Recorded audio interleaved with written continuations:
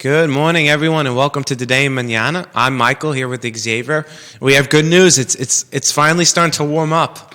Xavier was thawing out yesterday like Captain America. He's emerging from the ice, coming up.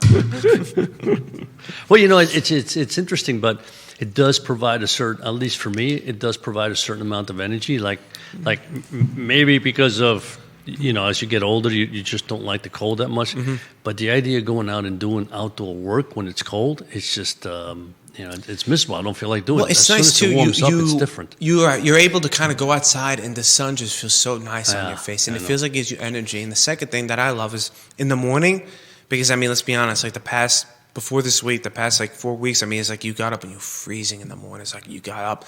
I was getting up in the morning. It was kind of chilly when I was going to work. By the time I got to work, I got out of the car. I'm like, it's already feeling warm. I'm not like freezing. It's like, oh, thank God. Don't have to wear my gloves when I'm driving on the steering wheel. It's like, oh, okay, this is nice. It does provide you with energy. It's like you're going for a walk. You're like, Yeah, especially when the sun's out. When the sun's out, there's nothing like it. But even today, when it's like cloudy, kind of a little dreary, it's like, at least you're not going outside. It's like, exactly. You can look outside, like the past 2 weeks, like you looked outside, like I feel cold.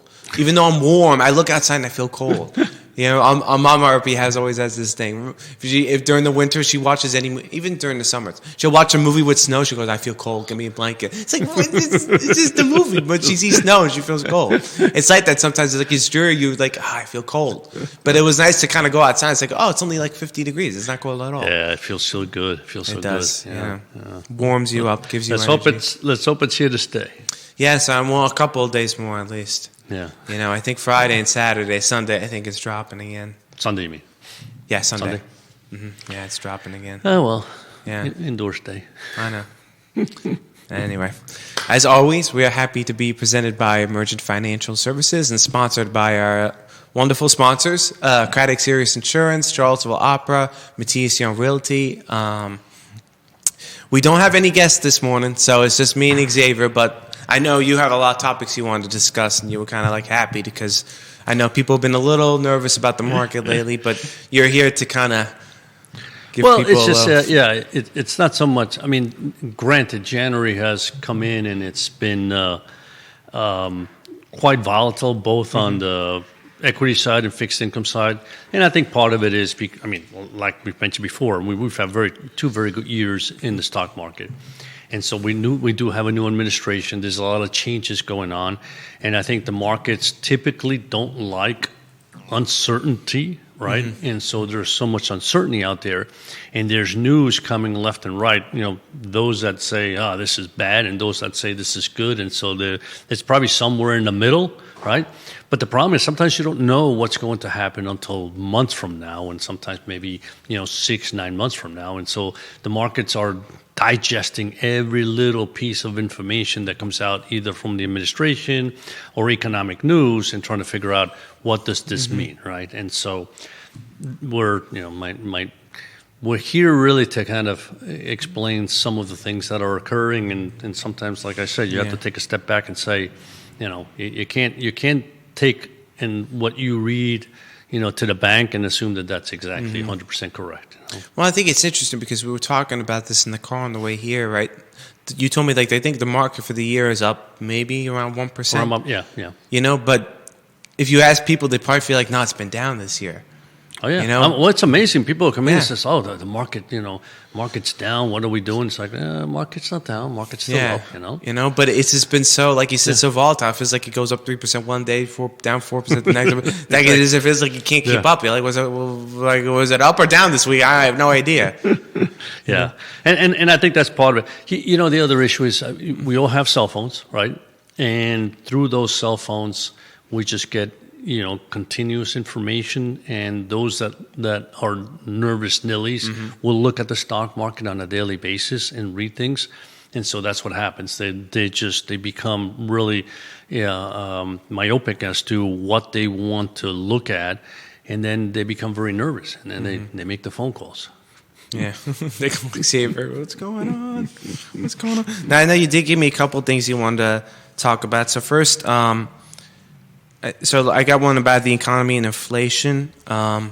Well, I guess the numbers came out today, yes. right? Yeah, yeah. I think GDP came out. I think you got the numbers. I don't have them right. Oh, you don't have them? Okay, Yeah, so it looks like GDP increased at an unrevised 2.3% annualized pace in the fourth This was quarter. for the fourth quarter, yeah, okay. Yep. Yeah. Consumer spending advanced at 4.2% pace, but I think inflation was a little higher than they thought, right? Yeah, I thought what was really interesting about the number more than anything else is because we've been talking really for the last 6 months about the consumer, right? Mm-hmm. So we know the consumer had, a couple of years there that they just got tons of money from the government, right?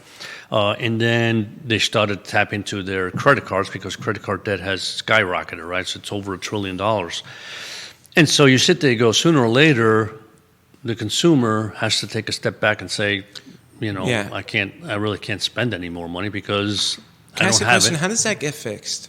If consumers got like $1 trillion in credit card debt, like how does that get fixed? Well, the only way, you can't fix something, right, like that, I know. because only the consumer himself can fix it, right? But the difference is, and we always talk about this, right, the government can spend money, right, because they just keep printing it, but a consumer can't really print money. It comes to a point where you max out on your credit card, so you have no more, you have no more borrowing power. So now you have to live based on what you're earning, and remember, you now have to also pay down debt. So you get to that point where it's like you realize, I can no longer go out and spend money like a drunken sailor, they always say, right? Because I don't have any capacity to borrow anymore. So that's when the consumer finally realizes I need to pull back. And second of all, I've got this credit card debt that's being charged interest at 20% plus, and it's eating you alive. That's part of the issue. So the point is that you look at the numbers for the fourth quarter, and the consumer still wasn't very strong catalyst to the economy growing. And my point is that sooner or later that stops. And I know that, incomes have also risen, right? So there has been that has helped the consumer. But you look at the differential between how much income has gone up over the last, call it 4 years versus inflation, and it's nowhere close to what inflation has been, right? So there's been that erosion of your dollar that is causing you to really spend, more than you used to on products.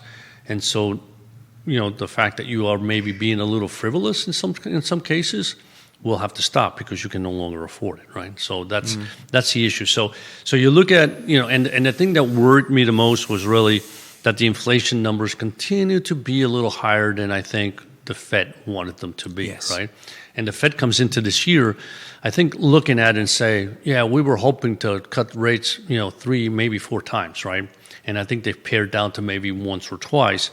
And I think they're sitting there saying, we just don't know exactly what's going to happen to the economy because, yes, if you impose tariffs on different nations, right, those tariffs are somewhat inflationary at the very beginning, right? And so is that really going to cause inflation to go up? Is it not going to cause inflation to go up? So there again, there's that unknown, right? So without that data coming, back to us, which won't hit for another, 3 to 6 months, it's very difficult for the Fed to say, hey, let's cut rates, and then they find out that, hey, you know what, inflation's backed up to 4%, we've cut rates, now we got to raise rates. So I think my feeling is they're probably a little bit of a pause here and see what's going to go on. What could explain the sudden rise of inflation, you think? That it's felt like it was trending low and now it's potentially trending back upward? Just a little spike because of... Well, yeah, there's... For instance, if you see what happened with eggs, right? So there's events that happen sometimes in the economy that, cause inflation to rise, right?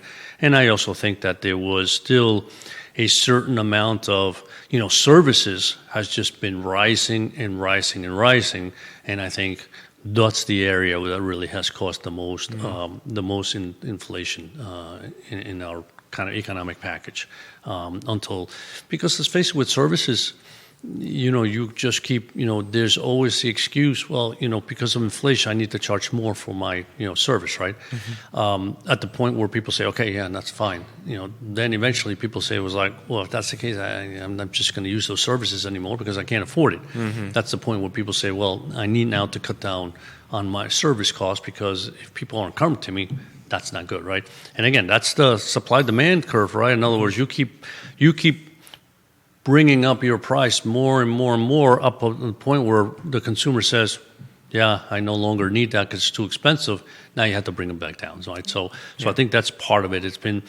I think companies and in particular services have had a great excuse with the inflation, right? And say, because of inflation, we need to charge more, right? Think about it. And for good reason. I'm not really bashing anybody here, but you look at insurance companies and their premiums have continued to rise, dramatically over the last 2 or 3 years, right? And why? And it's because of inflation. You say, well, how does inflation impact an insurance company? Well, if your house burns down, right, and presumably to rebuild that house was supposed to cost $200,000 and now it's costing $300,000. Well, that insurance company has an extra $100,000 expense there that they never thought they were going to have. In other words, they never planned for that, right, on an actuarial basis. So things like that causes them to say, I now have to increase premiums because I have to pay the extra $100,000 for that house. Car has to be fixed. Well, I got to pay more for that car. So all that and the fact that, yes, we've had more hurricanes, you've had the fires, the floods. So these insurance companies have had to pay for a lot more, and more has happened. So again, insurance companies raise their premiums. It impacts the consumer. The consumer says that, what am I supposed to do? I need insurance on my house. I need insurance on my car. I can shop around, but at the same time, You think disasters like the one we had in California and North Carolina affect that? Oh, yes. Like nationwide, though? Oh, for sure. Because, if you're Allstate or Farmers Insurance and you have, you have people that you insure in California or in Texas and Florida, whatever, all those events impact your company. So the answer is yes. Yeah, I mean, those rates will go up. If there's certain local insurance companies, then maybe not, right? Not so much in the sense that if you're just a local Virginia company, which that's usually not the case, right? Yeah. Then, those rates may stay a little lower. Yeah, and just to quickly kind of circle back to the credit card debt, I'm curious, what happens if people start coming in and be like, I can't afford my debt payment on the credit card? Can they, is there an option for them to declare bankruptcy? And then what happens after that, this credit card? Or does it you have to really kind of be out of money? Yeah, I mean, declaring bankruptcy can cause a lot of issues, right? So you don't ever want to do that. I mean, your credit rating really suffers quite a lot, and it takes time. So you don't do that until you have no choice. I mean, it has to be a situation where you completely lose your job, and now you can't pay your debt, and the only way to do that is like that, right? But there are ways to really, I think most people don't know this, but if you call your credit card company and say, listen, I'm just struggling. I can't keep up with this payment, right? I'm getting more and more in the hole because, the minimum payment that I pay doesn't do anything to pay down the debt. Can we negotiate something because I need to pay this off? In the end, the credit card company would prefer you pay back debt, right? Then eventually say, hey, I can't pay anything, I'm done, right? Yeah. So you can, I think, and I've heard this happen, so you can call them and say, can we work something out? And they'll sit down with you, try to work it out. But what they'll do is kind of create, it's almost like a mortgage, right? They'll create a situation where, yes, the interest rate will be lower, but now from here on, you're going to be paying principal plus interest on a monthly basis to begin to pay down that debt, which is good. And it might be, again, it's going to be much more painful than the minimum number that they always show you in the credit card, but in the long run, it's good for both parties. So that can happen. So I highly recommend for people that are really in that kind of strain and situation, so call the credit card company, because most of the time they're more than happy. I mean, you got to get beyond the person you called the first time. You got to say, of course, talk to a supervisor or somebody to be able to do that. Yeah. Well, I just thought it was interesting because there was a time when I think people were going under the assumption that the student loans were going to get canceled, and obviously now that's not the current situation. So you worry sometimes how much people are spending, thinking, oh, that student loan debt, that'll get canceled, don't worry. Going under that assumption, then suddenly, well, now that's not going to happen. So it's like, well, now I got to pay my student loan debt, and now also I have this credit card debt on the side. Yeah. And sometimes people make the wrong decision, and they're trying to pay off one that it's like, well, I'll pay off the student loan debt first, then leave the credit card without looking, like you often tell clients, it's like, look at which one's has the higher interest rate and pay that one off first. Exactly. Yeah. Versus and it's so funny. It's so funny because once I read an article that said that most people have a tendency to look at their loans and say, I'm going to pay my highest loan, I'm just going to pay that off, right? And so they look at what their largest borrowing is typically their house, right?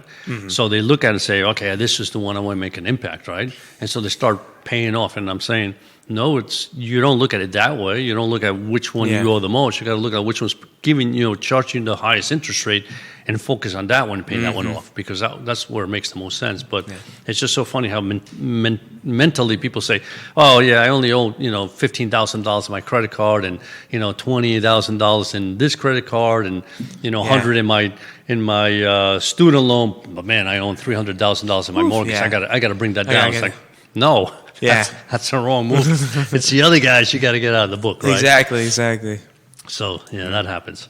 Again, it's always education, and I think I find it that the more you can educate your clients and people that you meet about kind of what is the right thing to do financially, the better you are, right? Because people sometimes, again, there's just so much information out there that you read that they might just read one thing and then say, oh, that's what I have to do, without taking a step back and saying, you got to look at the whole picture and try to figure out what's best for you, right, as a person, as a family, that will impact you going forward on as far as your, your budget, your savings, et cetera. Yeah. What about, I know this has been a topic on a lot of people's minds, the tariffs. And I think recently the Trump administration announced that they were doing reciprocal tariffs on Europe, if I'm correct, right? So anything that Europe's putting a tariff on U.S. products are going to put equal tariff on European products. And I also saw that they're also raising tariffs now on China. I think Trump put 10%, up to, yeah. I think he actually did 20% today, wasn't it? Or extra another 10, so it'd be 20. 20 in total. So it's been 10 though throughout even like the Biden administration. Yeah, but that was interesting because the other day I saw that Apple announced that they're going to invest like $500 billion worth of new infrastructure in the U.S. And I was curious, like, what are your thoughts like on tariffs? Because I know people kind of get worried that like, oh, is this going to cause a spike in inflation?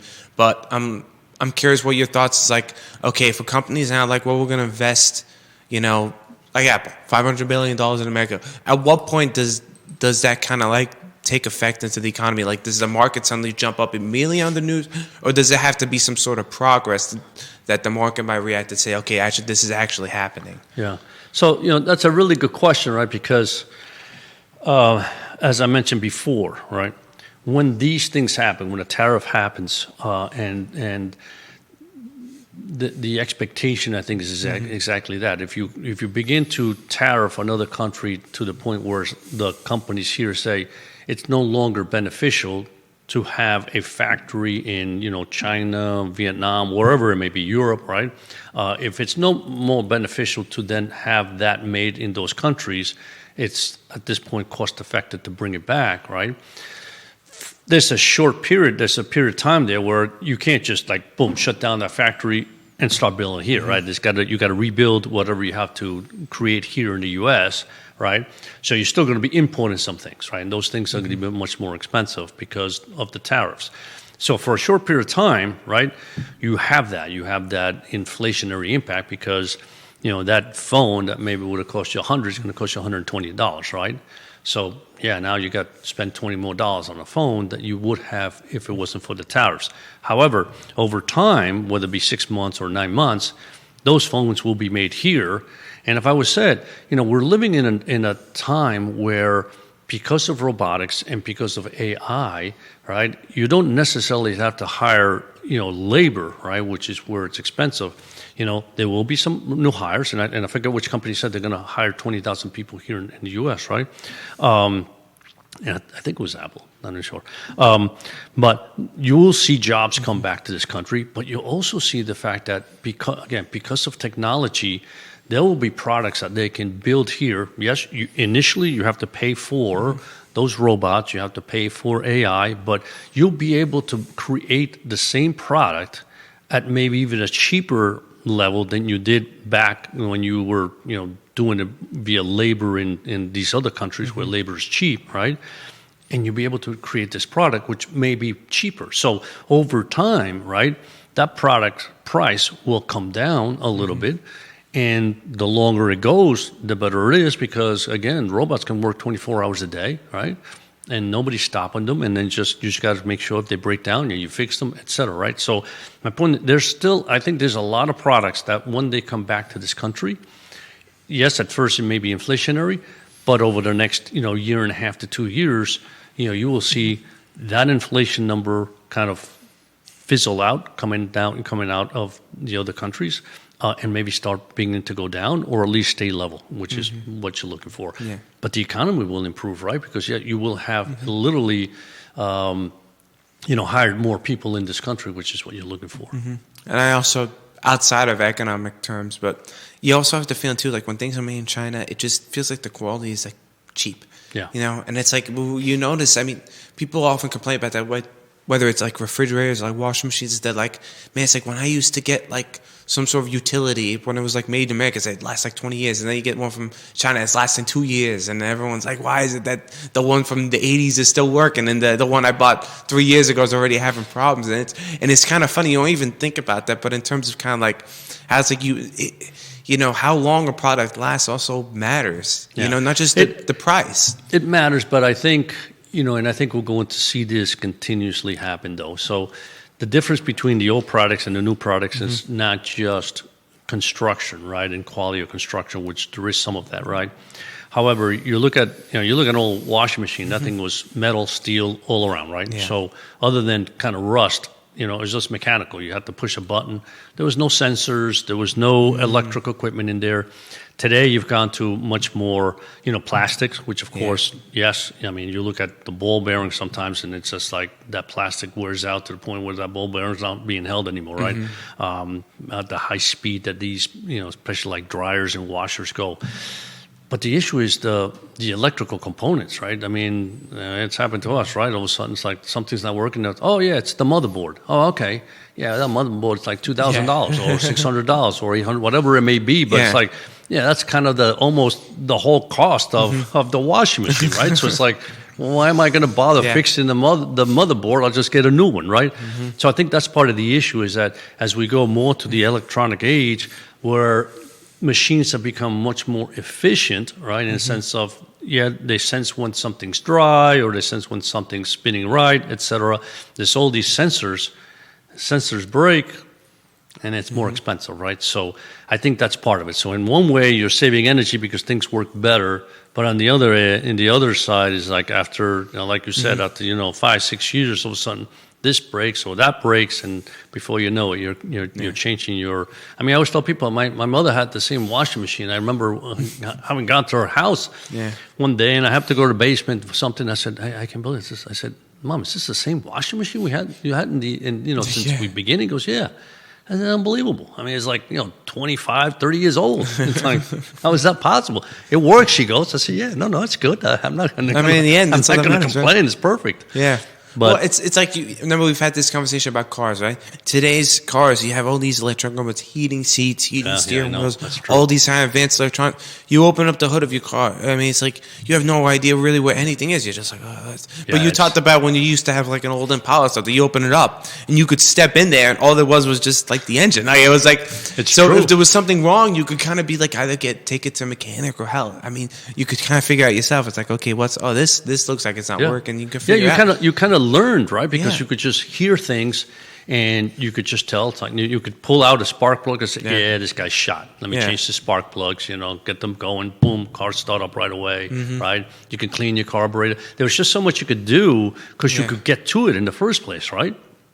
Now it's like you open up and you're like, holy man, I don't know where anything is. Yeah, where is everything? Yeah. It's like, so it's a whole, it's just so different now. It's so different, But those are the things, like I said, it's just, it worries me because it's like something in the car doesn't work and you can't drive it. It's like, but that shouldn't stop me from driving. There's nothing, so what? So, this little sensor is not working. Who cares? Exactly, I can still drive the car, but that's not how it works. Well, and that's the funny part, because now it's like you're driving these old cars, and it's like the sensor going off. It's like, until the car's stopped, I'm still going to be driving it because I don't know what the sensor could just be bad. Exactly. So it's like, there's something wrong with the car. Like, hey, you know what? As long as it's still driving and turning on, I'm fine. Well, I guess I went to fix our truck, right? Yeah. And it doesn't have any of those gadgets. It's an old truck. And they told me that, it's leaking a little bit water, right, from the water pump. I said, okay, I said, I got to get it fixed right away. No, next time you're in, you can get it fixed. Okay. So the car still drives, right? Mm-hmm. In today's world, the probably sensor said, leak, can't. Exactly. You're not going anywhere. Well, that's the worst part. The more advanced the cars get, it's like, oh, yeah, you need oil change. You get that engine light on, and right away it's, oh, my God, what's going on? What's wrong? Yeah. And it's... So it's now we got so many old cars now. We always see the engine light. If you turn it on, then there's no engine light. You're like, okay, what's wrong? The engine light should be popping up. There should be a warning. What's going on? That's true. That's so true. You also gave me a couple financial facts of the week. This guy, it was funny because this guy sends kind of little tidbits, right, on a weekly basis, and some of them sometimes catch my attention. Well, one of them actually, the first one actually isn't even a financial fact. No, but it's just like it says an estimated 104 million Americans of working age spend more than 7 hours a day in front of screens, according to the American Optometric Association. Yeah. So they'll be needing glasses sooner than anybody else. But is that the truth though? Because I remember when I was little, I would sit right in front of. We used to have the old box TV. I sit right in front and be watching TV, and Mom would be like, "Oh, you don't sit in front because it's gonna hurt your eyesight, and you're gonna be." But then, again, it's like the cat and the mouse thing because. Or the chicken and the egg. I don't know which reference I was trying to make, but the whole point was the reason why I was sitting in front was I already couldn't see. Right. That's why I was like, Sam, but I'm like, I can't see anything. Yeah, but if you sit close, you're going to hurt your eyesight. But I'm like, I can't see anything. No, I used to have that problem because it wasn't until maybe, second or third grade that they finally figured out I need glasses because I kept going up. And the teacher would be like, why are you sitting there? It's like, I can't see. So then she'd keep putting me in the front, and I'd be like this, and she's like, "Well, it's like I can't see." And then it's like, so I was like, "Well, I think you need glasses." And then I need glasses. I was like, "Well, that's why I was sitting in front of the TV." Exactly. It wasn't like I was putting my face to the screen on purpose, but I need the glasses. Yeah, I mean, listen, I'm not an optometrist, right? So I don't know the answer to this, but I've always heard that it's good to exercise your eyes by looking far away, right? And I guess the point is that if you're constantly looking at a screen which is closed, then you're not exercising that muscle to have your eyes look far away, so it can hurt your vision, right? It's one of those things where it's hard to tell. We'll be able to tell because let's be honest. I mean, your generation and the generation behind you, right? Was that Gen Z or something like that? Yeah. Between phones, between laptops, between screens, everything is on screen, right? So it's like. Will that have an impact on them in the future with their eyesight? Who knows? I mean, I don't know the answer. It feels like it's not the right thing to do, but let's be honest. I'm sitting in the office all day. Same thing. I mean, I'm in front of that computer all day. You have to trust everything is done electronically. Your banking is done electronically. Your investing is done electronically. Your work is now on electronically. People's school systems are on electronically. All the research that you get is all coming through the computer. Even when I was in school, this was 6-7 years ago. In college, I mean, half of my reading assignments was, here's the PDF, read it online. It's like, can you print it? Well, yeah, you can print it, but it's 40 pages. Where are you going to print 40 pages? I was like, we're gonna have to read it online. It's just like everything is online, and it's just and I do sometimes wonder about the long-term consequences of that. We don't know. Yeah, because we never worked. I mean, your generation now is you're getting older.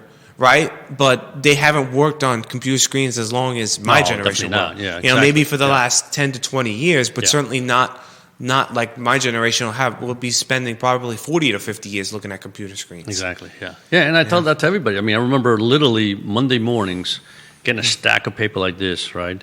Whereas all the research from the different companies, Salomon Brothers, Lehman Brothers, Bear Stearns, all these companies will send their research, right?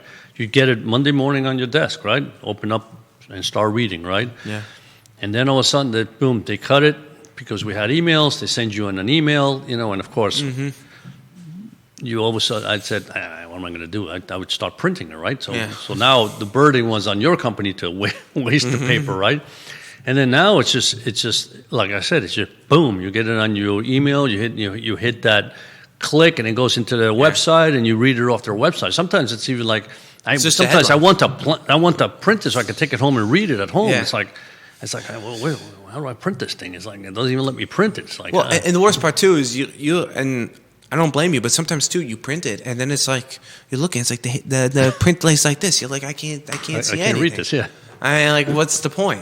It's already small on the computer screen, but man, the minute you print it, feels like it shrinks even more. You're like, forget about it. I can't read this. But yeah, I do sometimes worry about that. I mean, we don't really know. Yeah, so much. We're looking at so much electronics, and I think I don't want to say it's bad for the eyes, but it certainly has an effect in the eyes where I know you have this problem. There's just some weeks where it's just like you get home and you're not tired physically, but your eyes just... Your eyes are tired, yeah. Your eyes are tired. Yeah. And unfortunately, it makes you physically and even mentally tired because your eyes just feel like they can't stay open. There's just so much light going on them that it's like your eyes is just like, I'm done. Yeah. And you're like, yeah, but it's 7 o'clock and I'm like you sit on the sofa and you're watching TV like this. Yeah. So you bring a good point because that's why I like the summer so much, right? Because you come home and you're able to go outside, do some things, and you're not really... You're not using your eyes, right? In other words, you're not straining your eyes. You're just doing some work. But in the winter, you come home, it's like it's already dark out. You can't do anything. But you're right. It's just you sit there, you try to read, and it's like you're struggling to look at. Especially the older you get, you play the trombone, bring it up and close, and you get tired of it. So. And then you're right. Then you start watching TV or whatever. It's like, oof, that's even worse. It is. Yeah. It is. I'm hoping maybe one day AI can invent like some sort of like reading assistant where it's like they have it just like I want to hear give me a summary of what this report said. Here's a summary. Boop boop boop boop boop. Like okay, now I got the research done for the day. I don't have to read 2 pages of it. Yeah. But it's always good to dig deep. I know. Which is talk about digging deep, right? So. I think this is morning, right? So I got this email, or this notice, and they're not emails, right? This notice from the American Association of Individual Investors, right? American Association of Individual Investors. Put the print bigger. Exactly, yeah. And they came out with a most recent survey that said 60% of these investors are bearish, right? And it's the highest number since September of 2022, and the time before that was March 2009. So the first thing is like, holy cow! I mean, that's 60%, and that's supposed to be really high. It's like that's an important number, right? In other words, people are bearish. What does that mean, right? However, when I started to read the article, that's when I came in and said, since I think it said September 2022, and September 2022. I said, okay. And then I kept reading, and in March of 2009, I said, wait a minute.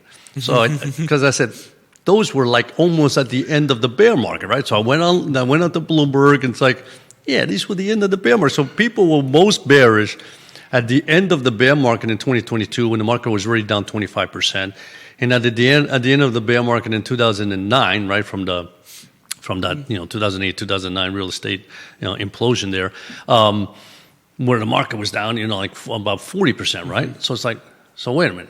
So you're telling me that that's when people became bear at the bottom of the market.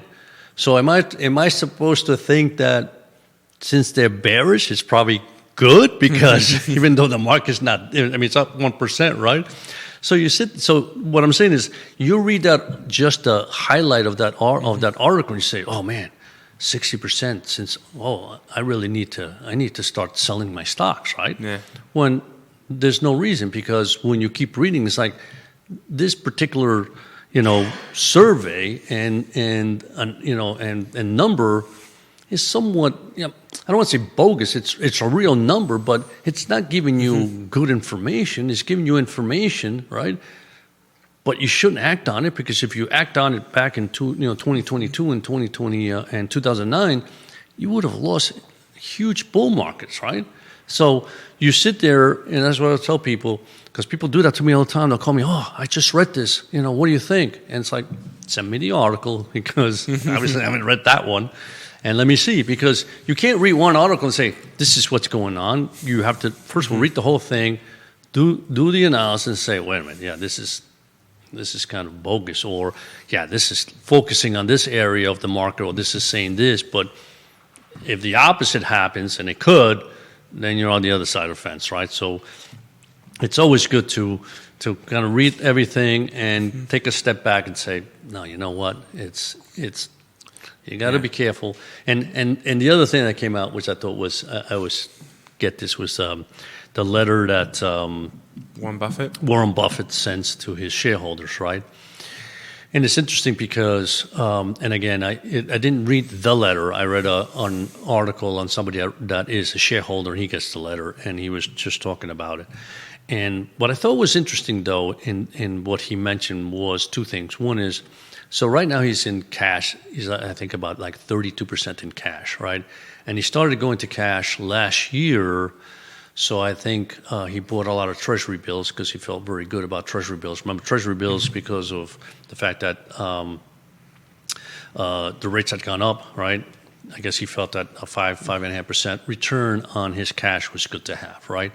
And his, Berkshire, I think, had a return slightly higher than the S&P 500 last year. In 2023, they struggled. He had a return that was almost half of the S&P 500. So, he's got, but what I thought was interesting was he mentioned he always talks about dividends and reinvesting those dividends back into the company, right? Of course, it's his company, right? So he's going to be trying to tell the shareholders, yeah, you got to reinvest them back into the company, right? And over time, that has been the right move because over time, if markets go up, 10, 15%, instead of keeping that dividend cash, you're reinvesting, and therefore your portfolio is growing greater and greater, right? But this is the first time in many years he doesn't talk about that, and he doesn't talk about literally buyback, right, of the stock, which I take a step back. So what does that mean? Does that mean that he's nervous about the markets going forward? And remember, he's very strong in buying companies more than just investing in companies. Yes, he invests in Apple, Nvidia, and things of that sort, but he's much more of a buyer of companies, right? So he's kind of a different investment when you buy, Berkshire Hathaway. But my sense is like he's one of two things. He's saying because little by little I'm stepping down, because I think I know he's in his 90s, and I think he's 95. I'm not 100% sure. But because, he will be stepping, down a little bit, is he saying that he doesn't have enough confidence in whoever is going to be running the company, which shouldn't be the right thing to say or do, right? Or is he really nervous about the market? So that's the only thing I could it be that he's just waiting for an opportunity to kind of buy if there's a dip? Because I know there was some famous economist, I forgot his name, but he always said that I know when to buy the market when my neighbor is selling, and I know when to sell in the market when my neighbor is buying. Which is kind of what you talk about with the consumer sentiment. Yeah. Sometimes the consumers are like, oh, the market's doing really bad.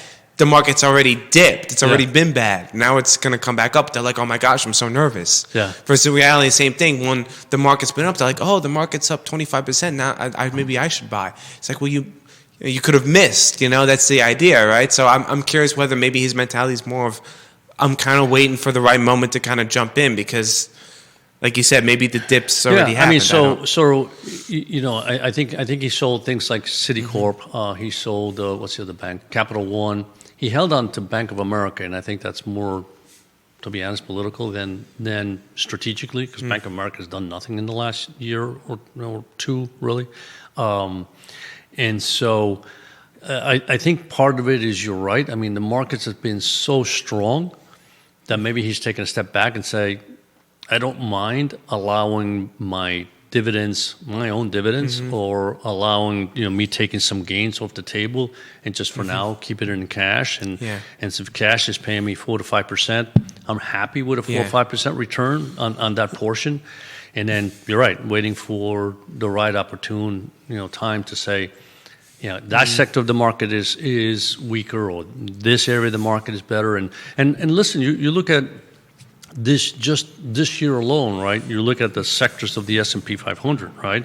And the S&P, like I said, is up about 1%. But consumer discretionaries year to date is down almost 4%. Technology is down about 0.75% of 1%. So, and the other sectors are all up. So, like I said, even when you look at the markets as a whole, there are sometimes sectors that do well or not do well, and so that creates opportunities, right? Because like everything else, things don't go up forever and things don't go down forever. So you sit back and you say, okay, this sector has been going down. I think it was down last quarter. It's down this quarter. So maybe the sense is the same concept, right?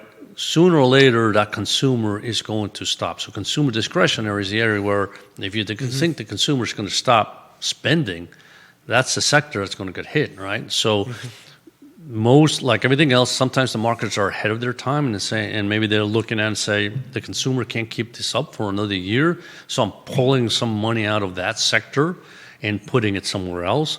Technology has had an outrageous run for 2 years. Can it contain this same kind of pace? Maybe not, so I'm going to pull some money off the table. And so you look at that, and if it continues to drift, then you have the opportunity to say, okay, I mean, it's down, and I'm making this number up, but, okay, it's down 15%. I think it's time to go back in, right? Because, I don't think it merits being down that much. So, obviously, Warren Buffett and his team are, they're very smart. So they probably have that ability to say, we've got so much invested everywhere, it's probably not a bad idea to take something out of the market. Yeah, something to keep your mind on, And that was interesting when you brought up that statistic, 60% are kind of bearish on the market. You wouldn't think that, but like we said, especially for a market that's like, it's actually been technically up for the year, but it's been volatile, right? Yeah. So, I mean, that's the thing. I mean, so even... I think people also wary too, when you've had like back-to-back really good years, which I believe we've had, 2023, 2024, I think people just...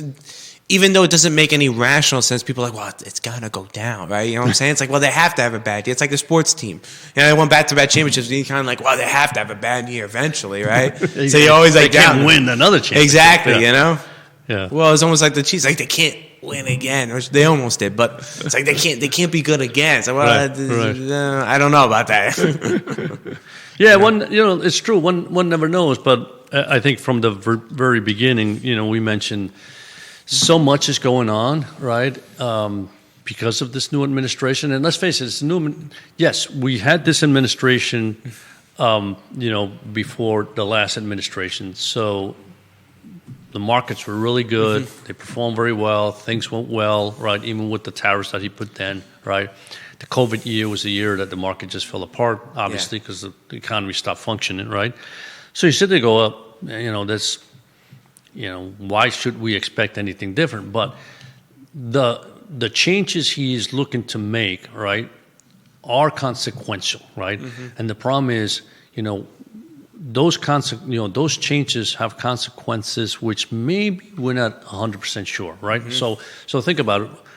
And I heard this on the radio this morning. So everybody's up in arms because, there's so many, they want to cut so many government jobs, right? And it's like, this is not fair. Maybe, we got to look at it in a different way. And, whether they're doing it the right way or the wrong way is not the question. The question is, do we truly have a bloated government, right? And if the answer is yes, we have a bloated government, in other words, there's a lot of people that, we don't need to do those jobs, then it's my opinion. I mean, it's our tax dollars, right? So it's my opinion that, those people shouldn't be working. Just like in a company. If a company has two workers and one of them is doing a good job and the other guy's not doing anything, well, that guy's going to get fired. I mean, it's just, it is what it is. A company doesn't worry about anything other than its earnings, right? Yeah. And so that's what happens. Well, I heard this morning that I think it's MSNBC, which I think is owned by Comcast, is cutting, MSNBC workers, right? Because they realize it's bloated. In other words, the returns aren't compensating them for the amount of people they have. So if a company can do that, right, we should allow the government can do that. The issue is that if all these people get unemployed, then what happens? The unemployment rate goes up, right? So these people are no longer paying taxes, right? So I think all that, and don't no longer have a job, right? So all that has an impact on our economy. So what is that impact? How is it going to, how is it going to look like? And how's the I guess the market question going is to how react? quickly you can build the private sector to hire those people that are losing And that's the key. jobs. The key is, yes, the key is if we know that the goal is to build the private sector, but can those people be replaced quickly enough into the private sector? And that's what we don't know, right? So that's the before unknown. it has an effect really on the economy. Exactly. So I think the markets are looking at things like that and saying, in the long run, this is good, right? Because you're wasting taxpayer dollars, right? But at the same time, if you let people go, those people are no longer part of the economy in the sense that they're not going to go out there and spend money. And I think the issue is people get worried about, oh, this kind of drastic cutting in spending. But listen, like him or hate him, Elon was right about one thing. That is like our debt, our interest payment on our debt is, I think what he says, higher than like our GDP. Like he's like or will be like it's almost unsustainable. So the problem is you have to cut spending one way or the other. You have to find a way to cut spending. So the problem is this administration is doing it. Like some people say with like a meat cleaver. It's just like, oh, I'm just chopping it off. People say, well, that's not the right way to do it. But the problem is, what's the right way to do it? Yeah. Because you have to do it fast. Like, we've put ourselves in a situation where we're kind of running out of time. And if nobody else has any better ideas, it's like, well, it's what it is, Yeah.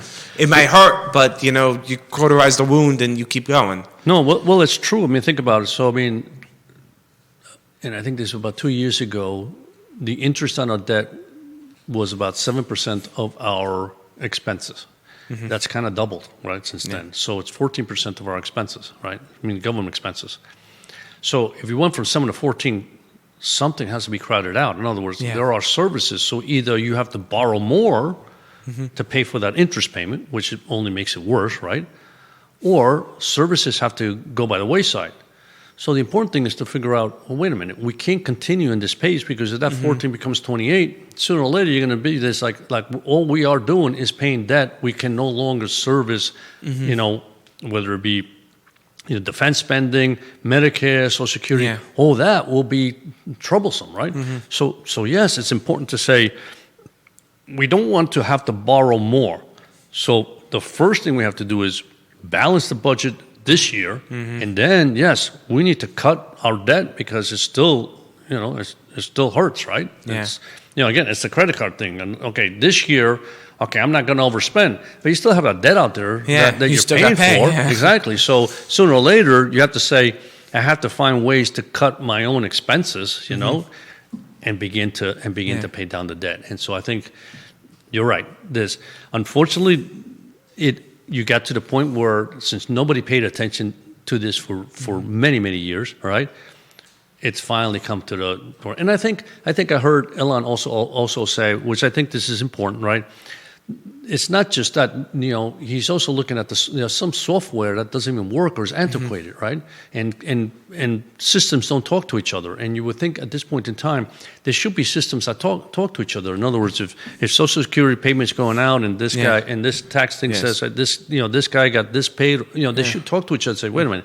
Yeah, with the death records, like this guy died, but they never told the Social Security people, so they keep sending out the check. And whatever it may be, right? So I think it's important to get those systems up to date, make sure technology is working for our government, make sure it's efficient, and then we just can't continue to spend that kind of money that we've had in the past without, because people always say raise taxes. Well, and I tell people, listen, if everybody paid 100% of their salary to taxes, you still wouldn't make a dent on the debt. Mm-hmm. So, the idea of raising taxes doesn't solve the problem, right? You have to really begin to say, we have to cut our expenses, right? Mm-hmm. So I think that's what they're doing. And, I know it can be ugly and I'm sure, again, I'm sure the markets are looking at it and say, we don't know what's going to happen here. Yeah.